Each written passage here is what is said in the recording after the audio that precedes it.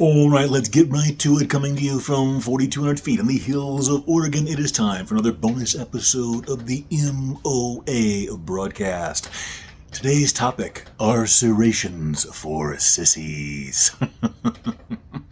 Now, just briefly, this is a bonus episode of the Make It Out Alive broadcast. This goes out first as a radio show in Southern Oregon, and then it goes out as a podcast all over the internet. So whether you get it on Apple Podcasts or Spotify, Amazon, YouTube, our Patreon page, which I strongly encourage you to check out, it's free. There is paid content, but the vast majority of it is all free. But this is a small bonus episode we'd like to drop in between the larger weekly episode of the Make It Out Alive broadcast. So, a lot of these episodes, in fact, all these episodes that I've dropped in the last week or two, have been covered pretty extensively on the Make It Out Alive, the MOA broadcast. But I like to try and get some of the more salient ones and those that pertain particularly to the outdoors and do a shorter video version, because that's what folks like to talk about. And here on YouTube and other platforms, we also have the ability to have a good platform for comments and so forth. So the question, are serrations for sissies? Now, if you go on the forums, one of the reasons I don't spend a lot of time on more of the forums these days, whether it's for outdoor stuff or knives or other gear, people just love to argue. I'm not talking debate and discuss things. They love to argue. It's like politicians. No matter how much proof, no matter how much factual data you provide to people on most of these forums, most of them will never concede that a point is either right or wrong. And I'm just talking, not just talking about myself, anyone. No one will concede and that someone is right or wrong. And if no one can be right or wrong, then you can't move forward in a discussion, because like it or not, words mean things. And when you're talking about technical data like knives, like metallurgy and heat treat and edge geometry and so forth, it's just like in machining or the aviation world. Specifics matter, and they matter a lot. So anyway, that kind of discourages conversation. And unfortunately, guys, I'm sorry, a lot of them are the boomers. And I tell you before, and I hate to marginalize that group, because we should be looking to people of older age or more advanced age, and the experience they bring to the table as a valuable thing.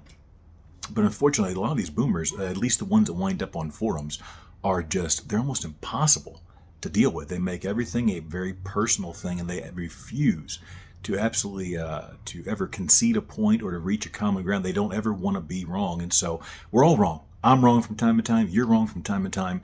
It is what it is. But anyway, let's get right to the point here. Let me get a sip of my coffee. Okay. Are serrations for sissies? This is one that comes up, and I've covered this a number of times on the MOA broadcast as well. When it comes up on forums, it typically gets distorted and twisted. I'm filming in the shop, and there's a bunch. It's a busy time of day, so there's people driving by. If you hear road noise, that's what's going on. This is one that gets typically distorted very badly in discussion. It's not a question for a lot of people, whether or not serrations are handy, whether or not they're useful, whether or not they are productive in certain situations. It typically boils down really quickly to an us versus them type of discussion. Those that just don't like serrations and those that do. Okay? Now, let's go ahead and lay a couple of facts out there first, and then we can get into the opinion side of it. And let me start off like I always say in these discussions. Buy whatever you want. You are a grown man or woman or whatever you are. You've got autonomy. I'm not your daddy. You don't need my approval, and my opinion doesn't really count for much. But if you're here for content, that's what I'm giving you, and we're going to discuss my opinion along with some actual facts. Serrations are more advantageous than a plain edge blade in a lot of situations. The simple fact of the matter is, on a plain edge blade, meaning we're not talking about saw teeth here, we're talking about serrations, like a serrated steak knife or the serrations you would find on Spyderco, Benchmade, Cold Steel, any type of knife, even homemade serrations. They will outcut and outlast a plain edge blade, period. In almost every situation. That is not up for debate. Let's prove it. I've worked in a variety of jobs over the years, and one of the things I used to do when working around landscaping is planting trees and shrubs and bushes and such. When you take a small tree bulb and it's covered in the burlap sack or whatever you want to call that, the burlap cloth around there, sometimes you have to cut that off to expose the roots and such.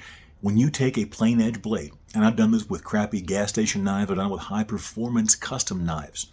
When you cut that silt and clay infused burlap with a plain edge knife, frequently it's practically dull by the time you get all the way around the circumference. When you get done circumcising that tree bulb, the blade, the edge is dead. It's dull. And it cannot cut anymore. You can sit there and saw and saw and saw, but you're not going to cut much with a plain edge without presenting a dangerous situation. Do that same thing with a serrated blade and you'll be able to go all day. It's not going to be pretty. It's not going to be the cleanest cut, but who cares? It's going in the ground, right? And this seems to be one of the main sticking points in this debate that comes up when people talk about whether or not serrated edges are better or plain edges are better. Especially the boomers, these guys that are hung up on having a straight edge blade, I guess they have this weird fantasy of like Rambo or that movie with Anthony Hopkins, The Edge, where they're just gonna, what do I have on me? I don't have a pocket knife handy. They have this fantasy of where they're just gonna like hold this straight edge blade and like look into the fire, and it's gonna be, it's gonna be so powerful. And I got this big Bowie knife or whatever it is, and it looks the sun or the firelight's going to gleam off the mirror polished edge, and they're gonna feel so dangerous and so big and bad. That has very little to do with reality, okay? But they come from this bizarre place, and they'll always say, well, I'll bet my sharp plain edge blade against your serrated blade any day of the week. What is that? That's not the point. That's not the discussion that we're having. It's can serrations, are they more beneficial in certain situations than a plain edge blade? The answer is absolutely yes. Now, will they produce the same type of perfectly smooth cut that a sharp plain edge blade will? Of course not. They can in certain situations, but in general, they're not going to. One of the other big problems people have is they say, well, serrations are harder to sharpen. Okay, you're conflating issues now. Harder to sharpen has nothing to do with which one can perform better or last longer. Okay? Why do serrations continue to cut after a plain edge gets dull? It's very simple. Serrations do two things primarily. Okay? By having those scallop serrations, what happens is you're actually extending or lengthening the usable overall length of the edge. Okay? Because if you were to straighten out those serrations, the blade would now be longer. But what really does it, what primarily makes serrations so dominant when it comes to cutting, especially after they become dull, is the different types of tips and the edge that it has, the style of serration. Because it's just like a saw. Long after the actual edge is dull, the sharp, jagged teeth of serrations will continue to rip and tear.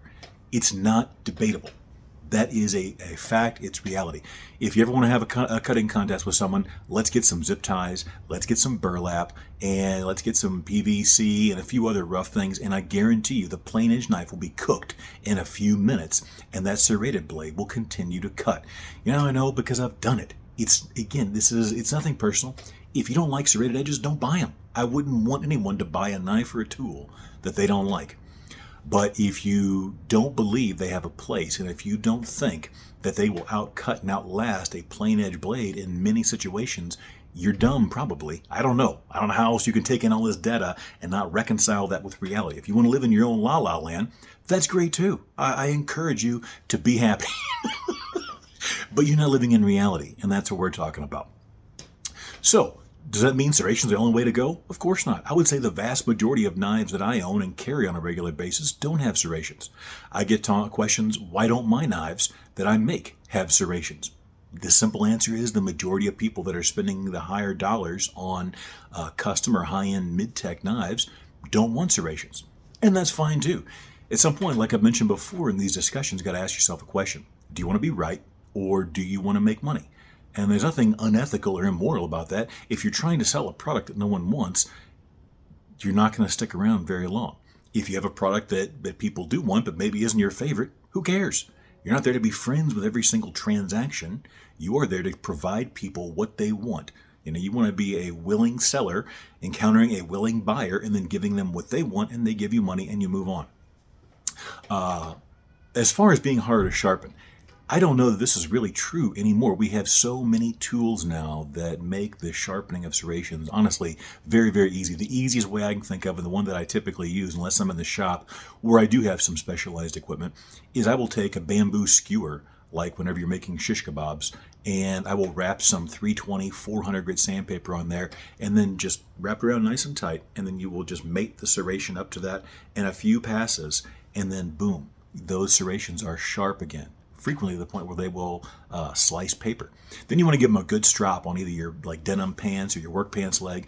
I have several different types of power strops of both leather and other materials in the shop. That really makes a big difference. If you can safely and know how to buff them with a variety of materials, whether it's compound or whatever, that does a great job as well. But at the very least, you want to strap them on your pants leg, some leather, maybe even some cardboard, and that's going to get your edge restored very quickly and very easily. And if you can't sharpen your own knife, then really you should probably be focused on learning how to do that than getting into a debate on whether or not serrations are useful or not, or buying more gear. This used to be a skill that was, I wouldn't say almost universal, but people knew how to maintain their tools. And I'm sure some people are going to get butthurt about saying that, but if you are out there spending hundreds or thousands of dollars on knives and you can't even sharpen your own knives, it may be time to look at that situation and remedy that before you continue, or at least before you want to argue with people about how the reality of edges and so forth work. And I'm sure some people are going to think this is, this isn't going to make them feel good deep down inside in that special place they don't talk about, that Wilson is being a little hard or a little condescending. Guys, I have had these discussions literally dozens and in some cases hundreds of times over the years. And to people that really want to know the truth, these aren't controversial things. When you show them some simple facts and data, they understand this and they move on. It's usually only people that are typically upset or insecure or have a really strongly non-reality based or rooted preference in the first place that don't like being told something that they don't believe or don't want to hear. And like I've always said, if I'm wrong, prove it to me. If you can prove me wrong and help me correct my statements or my situation, you've done me a favor. So there we go. That's going to cover today's bonus episode. And to answer the question, no, serrations are not for sissies. But the made-up myth that they are is. Stay safe out there, folks.